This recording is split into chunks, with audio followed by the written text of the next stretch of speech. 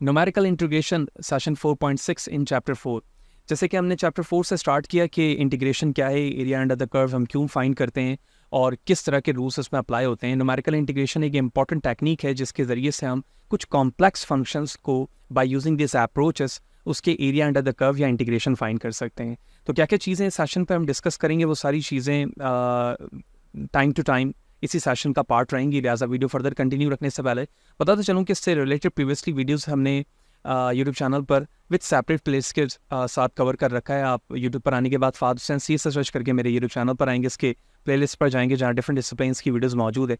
With ease आप इन्हें watch कर सकते हैं, जबकि इन वीडियोस और डिफरेंट सेशन पे इस्तेमाल होने वाले content related material which in presentation, slide code, ये तमाम चीज़ें मेरे blog Fahd Hussain CS blogspot.com पर है। तमाम मटेरियल को फ्रीली डाउनलोड करके यूज़ किया जा सकता है। तो चैनल पर अगर नए हो, चैनल को सब्सक्राइब नहीं किया है तो ज़रूर सब्सक्राइब करें ताकि इसी तरह की चीज़ें बर वक्त आसानी के साथ आप सीखते रहें। वीडियो को लाइक करें, ज़्यादा लोगों को शेयर करें।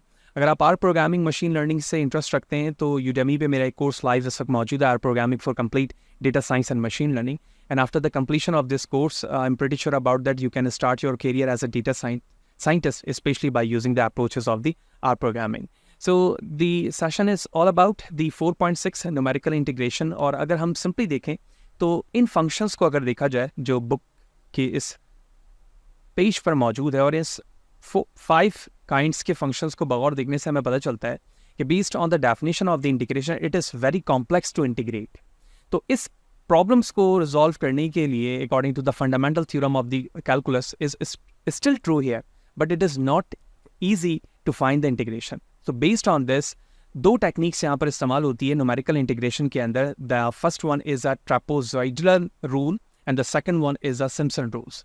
ओके, सो इस चीज़ को समझने के लिए हमें सबसे पहले तो ये समझना होगा कि ट्रेपेजॉइड क्या चीज़ है एक्चुअली ज्योमेट्रिकल शेप में, और उसके बाद हम देख सकेंगे कि ट्रेपेजॉइडल रूल किस तरह से इस कॉम्प्लेक्स क्वेश्चन को सॉल्व कर सकता है। So the slide here thus shows the basic definition of the trapezoid. A trapezoid is a quadrilateral with one pair of the opposite side parallel. It can have a right angle, a right trapezoid, and it can have congruent sides isosceles, but those are not required. So in which the 3 examples are there. A proper definition of the trapezoidal rule or trapezoid figure in which the 2 sides are the parallel, जैसे आप यहाँ पर देख रहे हो, और ये straight line से दोनों एक दूसरे के पैरेलल मौजूद हैं। ठीक है, तो ये ट्रेपेजॉइड शेप्स है। जबकि ट्रेपेजॉइडल रूल को समझने के लिए हमें कुछ चीज़ें विजुअलाइजेशन के फॉर्म पर देखनी होगी ताकि एरिया अंडर द कर्व का कॉम्प्लेक्स सिनेरियो हमें समझ में आना शुरू हो जाए। तो इस वक्त मैंने अपने स्लाइड पर एक फंक्शन को प्लॉट किया हुआ है f(x) that is equal to √x-1। ठीक है, ये जो अपर लाइन है ये फंक्शन की है। अब इस फंक्शन को I just try to divide into a 6 separate rectangle boxes. Okay, just imagine कि ये जितने भी बॉक्सेस हैं वो इक्वल लेंथ के हैं, क्योंकि मैं पेन यूज़ कर रहा होता हूँ तो नेट एक्यूरेटली के मैंने उसको डिवाइड किया हो। तो according to the fundamental theorems of the calculus या फिर बेसिक रूल्स को देखें तो हम फोकस हमारा ये होता है कि हम मैक्सिमाइज अप्रॉक्सीमेट लेवल पर एरिया अंडर द कर्व को मालूम करें। तो जब मैंने इसको इक्वल पार्टीशंस पर डिवाइड किया तो 1 2 3 4 5 एंड 6 इसके साइड्स बना लिए। एंड रिमेंबर कि जब हम ट्रेपेजॉइडल रूल का इस्तेमाल करते हैं एरिया अंडर द कर्व मालूम करने के लिए तो यहाँ पर जो पार्टीशंस होते हैं that is always equal to even in count. ठीक है, 2 4 6 8 10 इस तरह के होते हैं। अब 1 से 2, 2 से 3, 3 से 4, 4 से 5 एंड 5 से 6 के दरमियान जो डिफरेंसेस है that is represented by del x। Okay, so what about the del x? As usual जो प्रीवियस सेशंस पर हम del x को अंडरस्टैंड कर रहे थे, बिल्कुल यहाँ पर भी del x का फॉर्मूला b-a/n होगा। तो b वैल्यूज यहाँ पर जो है वो लोअर लिमिट की आएगी, और जब यहाँ पर 1 है तो 6 - 1 डिवाइड बाय n, जो कि टोटल पार्टीशंस की है वो यहाँ पर 5 लिखी गई। 6 - 1 divide by 5 that is equal to 1, so which mean the value of the del x that is equal to 1। So what about the trapezoidal rule to find the area under the curve? That shows that कि अगर मैं इस 2 के behalf पर अपने functions की value देखूं, क्योंकि सबसे पहले तो हमें फंक्शंस को इस तरह से प्लॉट करना होगा कि ये अप्रॉक्सीमेट हो सके। तो अप्रॉक्सीमेट होने के लिए इस फर्स्ट बॉडी को जो कि 1 से 2 की है मुझे एक ट्राइंगल में कन्वर्ट करना होगा। तो मैं अगर यहाँ से एक लाइन बनाऊँ तो ये एक ट्राइंगल बना लेगा। ठीक है, इसी तरह से अगर मैं इसे अप्रॉक्सीमेट करूँ अकॉर्डिंग टू द लेवल तो ये तकरीबन इस तरह से एक ट्राइंगल बनाएगा, ये इस तरह से बनाएगा, ये कुछ यूं कर्व लाइन के साथ, और ये ऑलमोस्ट सेम लाइन के साथ बना रहा होगा। तो लिटिल बिट जो डिफरेंस यहाँ पर है, I am going to zoom it now, तो ये कुछ अप्रॉक्सीमेट लेवल के होंगे। ठीक है, तो बेस्ड ऑन दिस कंडीशन अब जो हमारा फॉर्मूला होगा यानी लेवल ऑफ दिस पर जो फंक्शन की वैल्यू होगी वो ये होगी, इस वैल्यूज पर ये होगी, इस पर ये कुछ होगी और इस पे कुछ ये होगी एंड सो ऑन, इस तरह से वैल्यूज एफ ऑफ एक्स के बराबर आ रही होगी। तो based on this the formula will be like F of one. तो इस वन के बिहाफ पर अगर मैं देखूं तो F of one minus F of two divide by, ठीक है, इसकी वैल्यूज क्या है, एक्स की 2 है, डॉट डेल एक्स, ठीक है। क्यों? क्योंकि जब हम फंक्शंस को इंटीग्रेट करते हैं तो that is equal to f of x D x. तो F of x del x के जरिए से मैंने इस पार्टीशन को यानी दिस एरिया जो यहाँ पर आ रहा है इसको इंटीग्रेट कर रहा हूँ, ठीक है। तो next this one, next this one, next this one and this one and after that add this all side together. तो फर्स्ट चंक 1 से 2 तक को हमने कर लिया, उसके बाद मैं इसे ऐड करूंगा 2 से 3 के दरमियान, same formula I am going to expand it, f2 mine plus, ठीक है, it is plus here, f3 divide by as well 2 dot del X and so on, इस तरह से फॉर्मूला चलता रहेगा। ओके, सेम लॉजिक के साथ हमने f2 से 3 तक के पार्ट को लिखा, 3 से 4, 4 से 5 एंड 5 to 6। तो ये फंक्शंस की तकरीबन सारे बॉडीज को हमने कवर कर लिया। अब अगर हम इस पार्ट से यानी यहाँ से यहाँ तक की बॉडी को देखें तो यहाँ पर कुछ चीज़ें कॉमन ली जा सकती हैं, यानी डेल एक्स अपॉन 2 को मैं कॉमन ले सकता हूँ। तो जब मैंने डेल एक्स अपॉन 2 कॉमन लिया तो एफ ऑफ 1 प्लस 2f2। अब मैं 2f2 क्यों लिख रहा हूँ? क्योंकि आप देखिए यहाँ पर भी f2 है और यहाँ पर भी f2 है। I am going to change the colour here ना, ठीक है, ये एक f2 है और ये एक f2 है, तो 2f2 लिख दिया। इसी तरह 1 3f2, f3 एंड 3 f3 2, इसी तरह से 4 2 टाइम है एंड 5 भी 2 टाइम है, लेकिन 6 1 ही टाइम है, बिल्कुल वैसे ही जैसे 1 ओनली वंस टाइम था। तो इसीलिए हमने f1 यहाँ लिखा है और f of 6 यहाँ पे लिखा है, जबकि इसके अलावा सारे जितने काउंट होंगे यानी f2 f3 एंड f4 वो 2 2 टाइम आएंगे, जो कि मैंने यहाँ पे डॉटेड से रिप्रेजेंट कर दिया है। अब एक चीज़ आपको देखने को मिलेगी कि जब आप ट्रापेजॉइडल रूल का इस्तेमाल करते हैं तो उसमें एक सिक्वेंसेस पैटर्न की फॉर्म पे मिलती है, that equal to 1 plus 2 2 2 2 2 plus 1, यानी स्टार्ट और एंड हमेशा 1 से ही होगा और मिड पर डिफरेंट 2 वैल्यूज आ सकती हैं। तो अब हम क्या करेंगे कि डेल एक्स की जो वैल्यूज आई है यानी 1, मैं यहाँ पे 1/2 लिखूंगा, ठीक है। एफ ऑफ 1 का मतलब ये है कि इस फंक्शन के अंदर, दिस फंक्शन, इसमें 1 की वैल्यूज पुट की जाएगी, 1 - 1 equal to 0, under root square 0 का 0 प्लस 2f2, सब की वैल्यूज लिखी जाएंगी और सब की वैल्यूज को जब 1/2 से मल्टीप्लाई किया जाएगा तो that is approximately equal to 7.26, which mean based on this trapezoidal rule the area under of this curve line, which mean the area of the function x minus 1 root of the power is equal to 7.26. So that's all about the approximation of the function using a trapezoidal rule. Hope you understand कि logically understanding क्या थी या internally working किस तरह से होती है trapezoidal rule की। अब हम बुक पर चलते हैं और कुछ एग्जाम्पल्स वहाँ से भी देखते हैं कि बुक ने इन चीज़ों को फर्दर किस तरह से डिस्क्राइब किया हुआ है। बेसिक चीज़ें हमने जान ली, इसकी एक एग्जाम्पल हम ज़रूर करेंगे। यहाँ से हम ट्रापेजॉइडल की बेसिक डेफिनेशन भी देख लेते हैं कि बुक ने उसे कैसे डिफाइन किया है। Let F be the continuous on a close interval A B, right. The trapezoidal rule for approximating the integration of A B F of x D X is given by, यानी इस function को approximate करना है हमें trapezoidal rule के लिए, तो that is equal to कि इस एरिया अंडर द कर्व मालूम करने के लिए that is equal to approximately, not equal, approximately equal to b minus A. b minus A का क्या मतलब हुआ? n के साथ, n के साथ अगर देखो तो that is equal to del X divide by 2 already मौजूद है, F of X not plus F of X 1। अच्छा, मैंने 1 से स्टार्ट किया है, बुक ने एफ ऑफ एक्स नॉट से किया, तो बात वही है, ठीक है, मैंने 1 से रिप्रेजेंट कर दिया है, तो आप इसे एक्स नॉट से ही कर लें, ठीक है, यानी जिसको मैं 1 कह रहा हूँ x1 कह रहा हूँ उसे आप x नॉट कहना है, ठीक है। सेम लॉजिक 2 के साथ चली, ठीक है, और f ऑफ x। तो वी कैन से दैट मोreover as x n goes to या n tend to infinity the right hand side approaches, यानी जिस तरह से n टेंड करेगी इन्फिनिटी की तरफ, तो जो राइट हैंड हमारा साइड होगा वो इस एरिया अंडर द कर्व को अप्रोच करेगा, यानी जो इंटीग्रेशन पार्ट से जो वैल्यूज आ रही होगी वही अप्रोक्सीमेटली पार्ट से भी आ रही होगी, और ये वो हमारा पैटर्न है ट्रापेजॉइडल रूल का जो अभी हमने एग्जाम्पल में भी देखा था, ठीक है। ओके, अब हम साइन एक्स को अगर देखें ट्रापेजॉइडल रूल पे तो इसके n की वैल्यूज भी बता दी गई है, यानी इवन नंबर से होना चाहिए, ठीक है। तो सिंपल हमने साइन एक्स को यहाँ पर रिप्रेजेंट किया, ठीक है। इसी तरह से ये कंटिन्यू लोअर बाउंड पे भी हो सकता है, क्योंकि हमें n की वैल्यू 4 दी गई है तो हमने पॉजिटिव साइन एक्स साइड को, क्योंकि ये पॉजिटिव साइन एक्स साइड है, इसको 4 क्वार्टर में ब्रेक कर दिया, तो 0 π/2, π/4, π/2, 3π/4 एंड पाई, ठीक है, क्योंकि हम जानते हैं कि जब हम सर्कल बनाते हैं यानी यूनिट सर्कल बनाते हैं तो इस यूनिट सर्कल के अंदर साइन का जो वेव है कंप्लीट, वो इस लिहाज से ये जो पार्ट होता है हमारा वो π/2 होता है, ये पाई होता है, ये 3π/4 होता है और ये कंप्लीट 2 पाई होता है, ठीक है, सॉरी पाई होता है। तो यहाँ तक पाई था तो ये यहाँ पर आकर 2 पाई हो जाता है, ठीक है। तो अभी हम सिर्फ इस पार्ट की बात कर रहे हैं, तो ये पाई तक की। खैर ट्रिग्नोमेट्रिक में हम इन चीज़ों को डेप्थ पे जाकर स्टडी कर रहे होंगे। खैर अब पार्टीशन बना दी गई क्योंकि यहाँ पर n की क्वांटिटी 4 बताई गई है। इसी तरह मैं चाहूँ तो n को 8 से भी कर सकता हूँ, जैसे यहाँ पर 8 को की गया है। अभी हम 4 पे फोकस रखते हैं। तो ये डायरेक्टली एक लाइन के साथ ट्राइंगल बना रहा है यहाँ पर, ठीक है। इसी तरह से ये कर्व और ये कर्व ऑलरेडी यूँ चल रही होगी, ठीक है। इस एरिया अंडर द कर्व को हमें अप्रॉक्सीमेट करना है।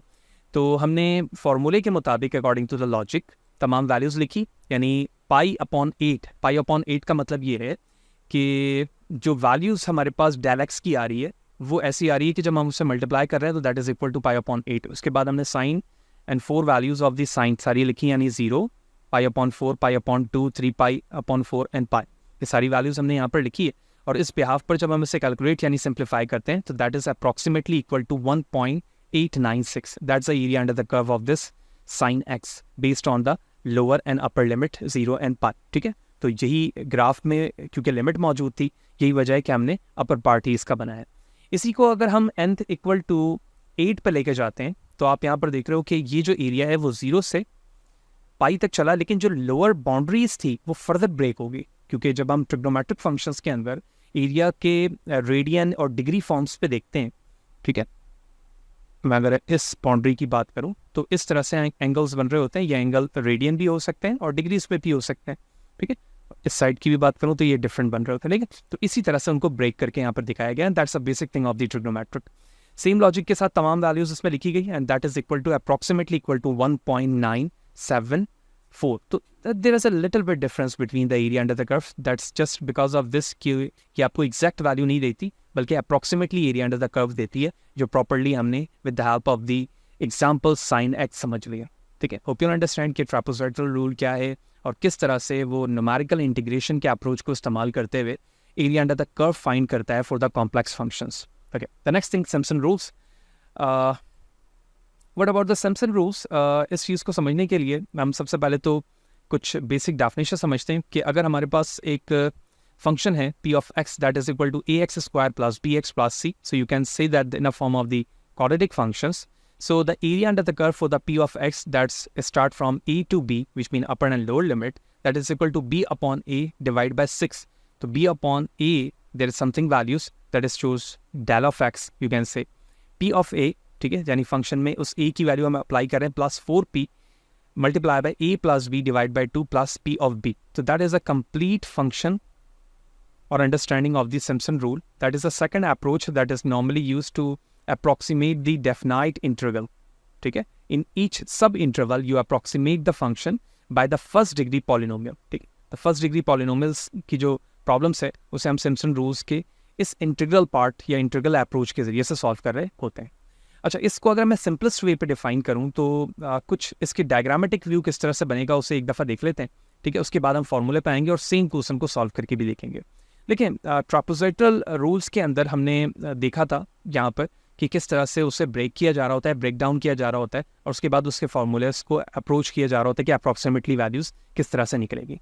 लेकिन अगर हम ट्रापेजॉइडल रूल को देखें तो ट्रापेजॉइडल रूल में इन डेप्थ न्यूमेरिकल इंटीग्रेशन, यानी जब हम न्यूमेरिकल कंप्यूटिंग या एडवांस न्यूमेरिकल कंप्यूटिंग पढ़ते हैं तो वहाँ पर हम कुछ इस तरह के रूल्स भी कर रहे होते हैं कि सिम्पसन 1/3, ठीक है, इसी तरह से 2/3। तो इसका मतलब ये होता है कि हम अपने डेटा को या तो इवन या फिर ऑड नंबर्स ऑफ पार्ट में या ब्लॉक्स में कन्वर्ट करना चाह रहे होते हैं। अब ये प्रॉब्लम्स देखी जाएगी कि आपको 1/3 या 2/3 पार्ट कहा जा रहा है, तो उस बेस पर आप एरिया अंडर द कर्व को ब्रेक करते हैं और उसके बाद फाइंड कर रहे होते हैं कि आपका जो एरिया है वो कितने वैल्यूज़ को अप्रॉक्सीमेट कर पाएगा, ठीक है। तो इसी तरह से ये फंक्शंस वैल्यूज़ थी, मैंने इसको मल्टीपल्स ब्लॉक में ब्रेक कर दिया। सो वी कैन से दे 1 2 3 4 5 6 7 एंड 8 है। इसी तरह अगर मैं 1/3 2/3 पे जाता तो ये ऑर्डर नंबर 9 7 5 की वैल्यूज़ पे जा सकता था। बिल्कुल इसी तरह से based on the following condition हम इसे ट्राइंगल्स के फॉर्म पर कन्वर्ट कर सकते हैं। सो एज लाइक दिस, ठीक है। Similarly for this one, this block, this block, ठीक है। इस तरह से ये कुछ अप्रॉक्सीमेट होते जाएंगे, not this one, like this, ठीक है, अप्रॉक्सीमेट होते जाएंगे, and just these gap are just indicating the approximate area under the curve, right. तो इस बिहाफ पर जब हम ट्रापोजाइडल पार्ट इसमें से निकालते हैं, यानी अगर मैं 1-2 को ब्रेक करूं तो 1-2 ब्रेक होने के बाद कुछ इस तरह से फिगर प्लॉट कर रहा होता है, तो ये पार्ट हमारा ट्रापोजाइड होता है, जबकि जो अपर पार्ट होता है ये जो पार्ट बन रहा होता है दैट इज सर्कमस्क्राइब्ड पैरेललोग्राम की जो डायग्रामेटिक व्यू है उसे रिप्रेजेंट कर रहा होता है। So this is a basic essence. लेकिन अगर हम इसी चीज़ को बुक पर जाकर जंप करके देखें तो बुक ने इस चीज़ को प्रूव करने के लिए हमें एक इमेजिनरी पार्ट्स डिस्कस करके दिखाया है कि अगर हमारे पास फंक्शन p ऑफ x है तो वह अप्रॉक्सीमेटली उसी अपर लोअर लिमिट के बराबर फंक्शंस में कन्वर्ट हो जाता है, ठीक है। तो जो अभी हमने एक डायग्रामेटिक व्यू दिखाया आपको 2 पार्ट्स में ब्रेक करके, तो ये वही पार्ट है जो यहाँ पर दिखाया गया है, ठीक है। ये वही पार्ट है जो इस तरह से ब्रेक हो रहा है यूँ, ठीक है, और ये इसके 3 कोऑर्डिनेट्स मिल रहे हैं जिस पे वो आकर मिल रहा है, और ये जो पार्ट होगा, ठीक है, ये पैरेललोग्राम यहाँ पर बना रहा है जो इन साइड पे मौजूद है, ठीक है। अगर सेम लॉजिक के साथ हम इसकी एग्जांपल को देखें, जैसे अभी हमने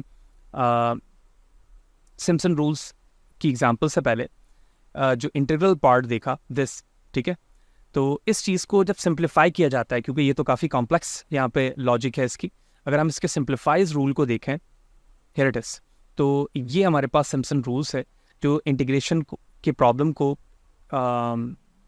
क्लोज इंटरवल ए बी के अंदर ब्रेक कर रहा है, let n be an even integer, ठीक है। तो बेस्ड ऑन दिस ये हमारा फॉर्मूला है, ठीक है। Okay, the next approach of the numerical integration in a Simpson rule. Okay, what is this? One way to view the trapezoidal approximation of the definite integral is to say that of each interval or the subinterval you approximate by f by a first degree polynomial. क्योंकि जब हम trapezoidal approximation apply करते हैं definite integral के लिए, तो हमने देखा कि जो इंटरवल्स होते हैं उन्हें सब इंटरवल्स में हम डिफाइन करते हैं, यानी कंप्लीट इंटरवल को, और अप्रॉक्सीमेट करते हैं अपने फंक्शन को using the approach of the first degree. लेकिन in a Simpson rules name after the English mathematician Thomson Simpson 1710 to 1761, you take this procedure one step further and approximate f by second degree polynomial। यानी अब यहाँ पर approach तो वही इस्तेमाल होगी, लेकिन जो अप्रोक्सीमेट करने का तरीका है वो सेकंड डिग्री पॉलिनोमियल पे होगा। किस तरह से? पहले हम थ्योरम को समझते हैं कि थ्योरम ऑफ द इंटीग्रल क्या है p ऑफ x के लिए। अगर हमें एक फंक्शन p ऑफ x के फॉर्म पे दिया जाए that is equal to a quadratic format ax square plus bx plus c, so that is equal to, अगर मैं इसको इंटीग्रेट कर रहा हूँ इस पार्ट को, तो दैट इज अप्रोक्सीमेटली और exact equal to b minus a upon 6, यानी ये डेल x का पार्ट हो गया, p of a and p of b plus 4pa plus b divided by 2. That's a very complex thing here. Okay? But for the sake of the understanding of this integral part in a sense of the Simpson rule, there is a rule defined in a book.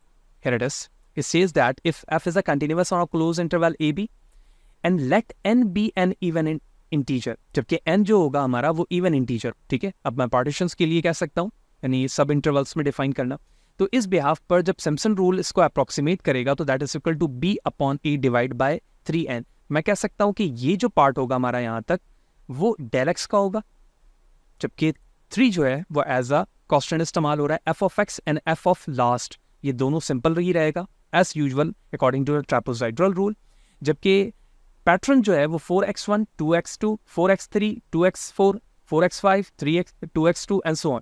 तो अगर आप इसके pattern को देखोगे तो 1 and last में होगा, जबकि इनर जो है 4-2 के सीक्वेंस से चल रहा होगा, जिस तरह से अभी हमने ट्रापेजॉइडल के अंदर देखा था कि 1 and 1 लास्ट में था, जबकि मिड वैल्यू 2 के साथ कंटिन्यू थी, ठीक। That is a Simpson rule that is shows that the second polynomial degree as compare to the trapezoidal only single. अब इस अप्रोच के मुताबिक अगर हम साइन एक्स यानी सेम पैटर्न को अप्रॉक्सीमेट करें, सो साइन एक्स जैसे हमने प्रीवियस एग्जाम्पल पे देखा था, वहाँ पर n की वैल्यू 4 भी थी और n की वैल्यू 8 भी थी, तो 4 के रिस्पेक्ट से डायरेक्टली वैल्यूज पुट कर रहा हूँ बिल्कुल उसी अप्रोच के साथ जिस तरह से फॉर्मुलेट किया था हमने इस फंक्शन को, ठीक है ना। इस फंक्शन के अप्रोच पर हमने अप्रॉक्सीमेट किया था ट्रापेजॉइडल के जरिए से, ठीक है। तो बिल्कुल सेम लॉजिक के साथ मैं यहाँ पर सिम्पसन पे भी यही अप्रोच इस्तेमाल कर रहा हूँ। तो हमने तमाम वैल्यूज पुट की, डेल एक्स की जो वैल्यूज आ रही थी, अगर I am going to zoom it out, ठीक है, तो डेल एक्स की जो वैल्यूज़ आ रही थी वो हमने लिखा, तो ये पाई अपॉन 12 हो गया, जबकि सारी वैल्यूज़ यहाँ पे लिखी गई, ठीक है, साइन 0 टू पाई तक अप्रॉक्सीमेट किया तो दैट इज इक्वल टू 2.005, ठीक है। और जब मैं 8 के जरिए से इसे करूंगा सेम लॉजिक के साथ तो that is equal to approximately 2.003। अब एक लॉजिकली एक चीज़ अगर आप देखो कि जब मैं सिम्पसन रूल का इस्तेमाल करता हूँ सेम फंक्शन को इंटीग्रेट करने के लिए using the approach of the numerical integration, तो ये फंक्शन अप्रॉक्सीमेट हो रहा है एरिया 2 की तरफ, ठीक है। मैं अगर राउंड करके कहूँ तो ये 2 को अप्रोच कर रहा है। और जब सेम फंक्शंस पर मैं ट्रापेजॉइडल रूल अप्लाई करता हूँ तो ये अप्रोच जरूर 2 को करता है लेकिन नॉट इक्वल टू 2, क्योंकि मैं इसको राउंड करके इसे भी मैं लिख सकता हूँ 2, लेकिन there is a difference between a 1 point something values and point something values. अब यहाँ से जो चीज़ हमें समझ में आती है वो एरर का कॉन्सेप्ट समझ में आता है कि एक्चुअली यहाँ पर कुछ एरर ज़रूर है, ठीक है। उन एरर को लास्ट में डिस्कस किया गया। इसकी वजह ये है कि numerical integration that is an important part of the subjects numerical computing और न्यूमेरिकल एनालिसिस, ठीक है, जहाँ पर हम फैक्टर्स को फाइंड करते हैं न्यूमेरिकल इंटीग्रेशन पे, कॉम्प्लेक्स फंक्शंस की टेक्निक्स को देखते हैं कि उसके एरिया अंडर द कर्व को किस तरह से आइडेंटिफाई किया जा सकता है। तो the last thing here the errors handling, there is an approach of the error handling here. What are these? The first thing here, the error in a trapezoidal rule and a Simpson rule. That's a very important thing. I'm going to zoom it now क्योंकि book ने इसको lighter way पे किया क्योंकि that's a part of the numerical integration. तो क्या कह रहे हैं कि if f has a continuous second derivative on AB, यानी हमारा function f है जिसका second derivative close interval पे है, then the error E, जबकि जो एरर ई है इस approximating of this integral by trapezoid rule, ठीक है। जब second derivative of the function है जबकि एरर जो आ रहा है ई वो अप्रोक्सीमेटिंग करेगा हमारे इंटीग्रल पार्ट को according to the trapezoidal rule. तो बेस्ड ऑन दिस हमारा एरर जो होगा वो लेस देन इक्वल होगा b minus cube divide by 12n²। तो 12n² यानी इस डेरिवेटिव का मतलब ये है कि जो सेकंड डेरिवेटिव की वैल्यूज आ रही होगी उस एरर को इसमें इस्तेमाल किया जाएगा, ठीक है। That is equal to max second derivative, ये आ गया second derivative, where x is greater than equal to 1 less than equal to b. So that is a formula to find the error based on the trapezoidal rule, the difference between. Whereas if f is a continuous on the fourth interval, that's a very important thing for the Simpson rule. Fourth interval, fourth derivative निकालना है function का close interval, जबकि e उस base पर approximate करेगा हमारे function को by the Simpson rule. तो इसमें जो फर्क है वो 3n फिफ्थ का है जबकि यहाँ पे 12n² है, यहाँ पे 180n² है और max of the four derivative same for the lower and upper bound of this. This is a formula for the error handling in the trapezoidal rule and Simpson rule. So that's all about the session numerical integration. Complex ज़रूर था क्योंकि according to the level of calculus और based on the machine learning deep learning understanding मैंने इसको based on the level discuss किया, लेकिन अगर आप एडवांस न्यूमेरिकल कंप्यूटिंग एनालिसिस पढ़ते हैं तो वहाँ पे इन डेप्थ इन चीज़ों को डिस्कस किया जा रहा होता है। फिर भी कोई सवाल है, कोई चीज़ अगर समझ में ना आई हो कमेंट सेक्शन पर ज़रूर बताएं, कोशिश करूँगा इस हवाले से आपको बर वक्त जवाब दे सकूँ। वीडियो अच्छा लगी तो लाइक करें, ज़्यादा लोगों को शेयर करें और इसी तरह से जुड़े रहें ताकि आने वाले वीडियोज़ के हवाले से आपको बर वक्त जानकारी मिलती रहे और उसी तरह की चीज़ें आप बर वक्त सीखते रहें। नेक्स्ट सेशन पर मिलते हैं, चैप्टर 5 स्टार्ट करेंगे, लेकिन उससे पहले ज़रूरी यही है कि हम कुछ ट्रिग्नोमेट्रिक्स फंक्शंस को जान जाए ताकि ट्रिग्नोमेट्रिक्स फंक्शंस को जानने के बाद कैलकुलस को समझना और based on the understanding according to the level हमारे लिए बहुत ही आसान हो जाएगा। नेक्स्ट सेशन पे मिलते हैं from the start of the trigonometric. See you there.